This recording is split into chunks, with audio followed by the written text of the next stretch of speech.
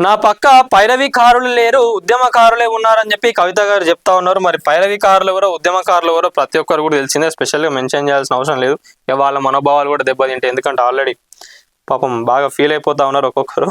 మరి కవిత గారు నిన్న మాట్లాడడం జరిగింది, ఒక్కసారి చూద్దాం ఏందనేది. ఉద్యమకారుల కోసం మరో ఉద్యమం తప్పదు, త్వరలోనే కొత్త రాజకీయ పార్టీ పెడతానని చెప్పి కల్వకుంట్ల కవిత గారు అలియా దేవనపల్లి కవిత గారు చెప్తా ఉన్నారు. ప్రభుత్వం హామీలు అమలు చేయకపోతే స్పందించాలని సూచించారు.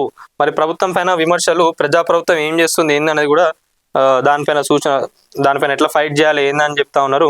ఇంకొకటి, తెలంగాణ వచ్చాక ఉద్యమకారులందరకు అన్యాయం జరిగింది, నేను బీఆర్ఎస్ పార్టీలో నుంచి బయటికి రావడానికి కూడా అదే కారణం. నేను అక్కడ ఏది చేయాలనుకున్నా కూడా నాకు ఎవరు కూడా కరెక్ట్గా సపోర్ట్ చేయలేదు, స్పందించలేదు. అందుకే ఇన్ని సంవత్సరాల తర్వాత నేను బయటికి వచ్చి ఉద్యమకారులను, అట్లనే కార్యకర్తలు ఎవరైతే ఉన్నారో వాళ్ళందరికీ కూడా న్యాయం చేయాలనుకుంటున్నా. అట్లనే ప్రైవేట్ ఉద్యోగులకు కానివ్వండి, ఇంకా బీఆర్ఎస్లో ఇంకా రేవంత్ పైన విమర్శలు చేయడంలో కానివ్వండి, ఉద్యమకారుల కోసం కూడా ఒక యాప్ తయారు చేస్తా, వాళ్ళందరినీ కూడా గుర్తిస్తా అని చెప్పి కవిత గారు అయితే చెప్పడం జరుగుతున్నది. మరి ఆల్రెడీ ప్రతి ఒక్కరు కూడా తెలిసిందే, కవిత గారికి బయటికి వచ్చిండ్రు కాబట్టి పార్టీ పెడతా అని చెప్పి చెప్పడం జరిగినది. మరి ఆ పార్టీ అందరూ జాగ్రత్తనే అనుకుంటున్నారు. మరి ఎప్పుడు స్టార్ట్ చేస్తారు, ఎట్లా ఇంప్లిమెంట్ చేస్తారు, ఏమేమి నడుస్తుంది పొలిటికల్గా ఏందనేది కూడా చూడాలి.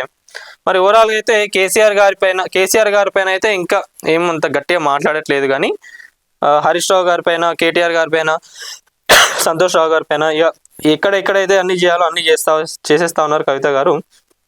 మరి కవిత గారు చేయబోయే రాజకీయాలు, కవిత గారు తీసుకునే స్టెప్స్ ఎట్లుంటాయి, పొలిటికల్గా ఏమైనా చేంజ్ కాబోతుందా, ఈ పార్టీ ఇట్లనే ఉంటుందా ఎప్పటికైనా కూడా, బీఆర్ఎస్ అంటే ఇన్ కేస్ ఫ్యూచర్లో అయినా కూడా కాంగ్రెస్ పైన, బీఆర్ఎస్ పైన, బీజేపీ పైన ఫైట్ చేస్తుందా, లేదా మళ్ళా కవిత గారు పార్టీని ఎలా విలీనం చేస్తారా, మళ్ళీ బీఆర్ఎస్లో కలిపేస్తారా, ఎట్లా ఏందనేది కూడా చూడాలి. ఎందుకంటే జనాలు చాలా మంది కూడా నమ్ముతలేరు.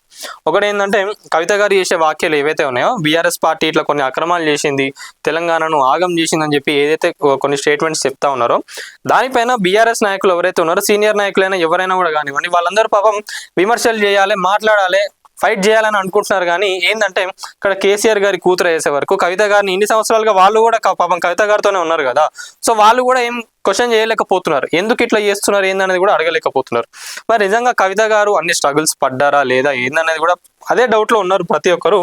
సో మొత్తానికి అయితే తెలంగాణను అయితే కాంగ్రెస్ ప్రభుత్వం కానివ్వండి, బీఆర్ఎస్ వీళ్ళందరూ ఆగం చేసిండ్రు. నేను పార్టీ పెట్టి ఉద్యమకారులు ఎవరైతే అన్యాయం జరిగిందో వాళ్ళందరికీ కూడా మా పార్టీ నుంచి న్యాయం జరుగుతుంది, తెలంగాణను ఇంకా మంచిగా డెవలప్ చేస్తాం, మంచి స్టేజ్కి తీసుకుపోతామని చెప్పి కవిత గారు అయితే చెప్తా ఉన్నారు. ఇది ముచ్చట. తెలంగాణ జాగృతి ఆధ్వర్యంలో ఉద్యమకారుల ఆత్మగౌరవ సభ చారిత్రక ఆర్టీసీ కళ్యాణ మండపంలో ఘనంగా జరిగింది. 10కి పైగా ఉద్యమ సంఘాలు, పెద్ద సంఖ్యలో ఉద్యమ నాయకులు పాల్గొన్నారు. ఈ సందర్భంగా దేవనపల్లి కవిత కీలక వ్యాఖ్యలు చేశారు.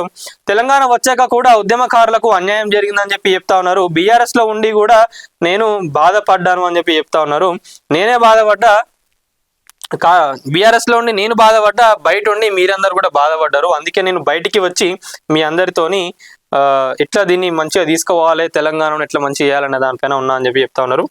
రేవంత్ పైన కూడా విమర్శలు చేయడానికి, ఇంకా కోదండరామును అనుకోరి మురళిపై ప్రశ్నలు, మాది పక్తు రాజకీయ పార్టీ కాదు అని చెప్పి చెప్తా ఉన్నారు. ఉద్యమ చరిత్రను ఒక్కసారి స్మరించిండ్రు, ఉద్యమం గురించి కూడా మాట్లాడడం జరిగింది.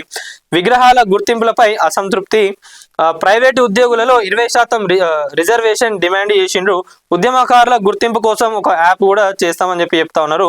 మరో ఉద్యమం చేయాల్సిందే, ఉద్యమకారుల కోసం మరో ఉద్యమం తప్పదని స్పష్టం చేశారు.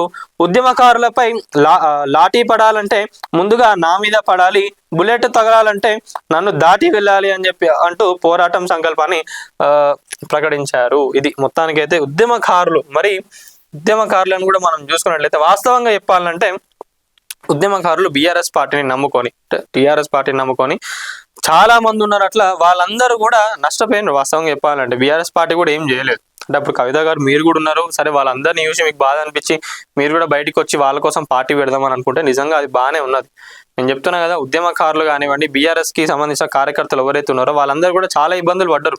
పోస్టులు వస్తాయి అనుకున్నారు, కానీ ఏమైంది, వేరే పార్టీల నుంచి వెళ్ళి కొంతమంది నాయకులు రాగానే వీళ్ళకి ఇవ్వాల్సిన సీట్లు ఏవైతే ఉన్నాయో వీళ్ళందరినీ కూడా పక్కకు తప్పించి వాళ్ళకి సీట్లు ఇచ్చిండ్రు. వాడు బీఆర్ఎస్ పార్టీ చేసి తప్పది, అది ప్రతి ఒక్కరు కూడా తెలుసు. అందుకే కేటీఆర్ గారు ఏమంటున్నారు, పార్టీ వెన్నుముక్క కార్యకర్తలు అని చెప్పి ఈ రోజు గుర్తొచ్చింది.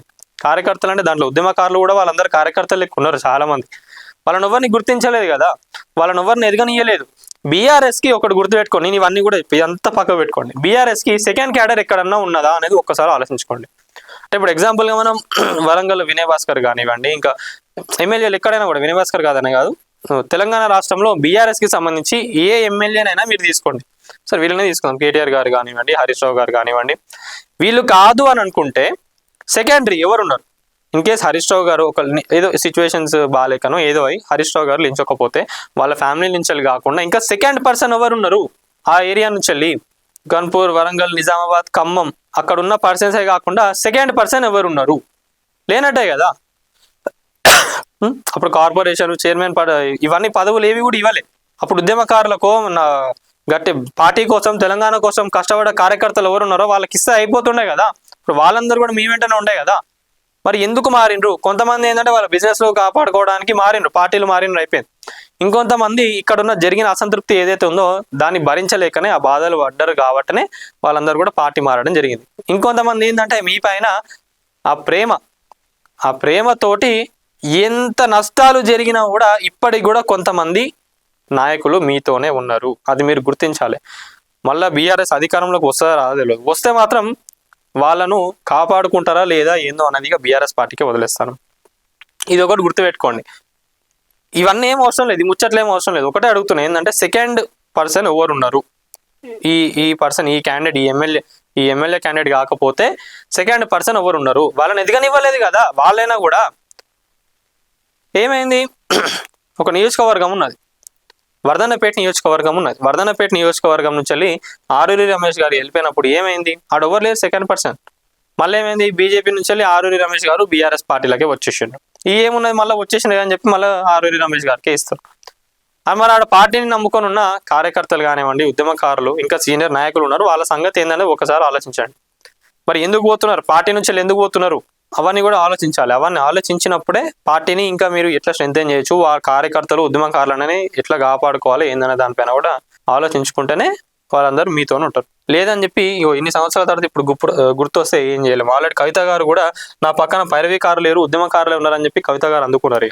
మరి ఈ పొలిటికల్ గా ఎట్లా పోతుంది, ఎవరెవరు ఏ పార్టీని ఎట్లా కాపాడుకుంటారు? మరి కవిత గారు నిజంగానే పార్టీ పెట్టి ఉద్యమకారులందరూ కూడా వాళ్ళకు పోయి కవిత గారు అంటే కాంగ్రెస్ ని పక్క పెట్టండి కాసేపు, బీఆర్ఎస్ ను కవిత గారు పెట్టబోయే పార్టీ గురించి మాట్లాడుకుందాం. కవిత గారు అధికారంలోకి వస్తే ఎట్లుంటది, మరి బీఆర్ఎస్ పార్టీ అధికారంలోకి వస్తే ఎట్లుంటది అనేది ఒక్కసారి ఆలోచించుకోండి. మరి ఎవరి పాలిటిక్స్ ఎట్లున్నాయి, ఇదంతా నిజమనే అనుకుంటున్నారా? కవిత గారు చేసేదైనా కూడా ఇదంతా నిజమనే అనుకుంటున్నారా? దీన్ని విలీనం చేస్తారా? కవిత గారు ఇదే స్టాండ్ తీసుకొని ముందుకు వెళ్తే ఎట్లుంటది ఏందనేది కూడా మీరేమనుకుంటున్నారు అనేది ప్రతి ఒక్కరు కూడా కామెంట్ రూపకంలో తెలపండి. వీడియో ఇస్తున్న వాళ్ళు ఎవరైతే ఉన్నారో ప్రతి ఒక్క వీడియో లైక్ చేయండి, షేర్ చేయండి, కామెంట్ చేయండి, అట్లనే ఛానల్ని సబ్స్క్రైబ్ చేసుకోండి. Thank you.